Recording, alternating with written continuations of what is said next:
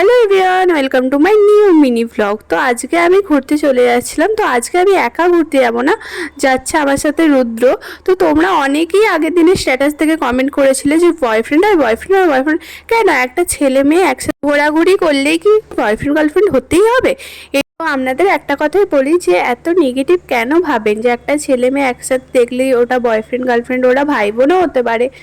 এই রকম ব্যাপার আপনারা কেনই বা ভাবেন? ও আমার থেকে এজেও ছোট। আর তোমরা এই উল্টোপাল্টা মিন করলে আমার কিছু যায় আসে না, কিন্তু যাকে নিয়ে বলছো তার অবশ্যই খারাপ লাগতে পারে। অ্যাকচুয়ালি প্রথমে দুজনে আমরা কিছু কাজ মেটাতে বেরিয়েছিলাম, ডকুমেন্টস রিলেটেড।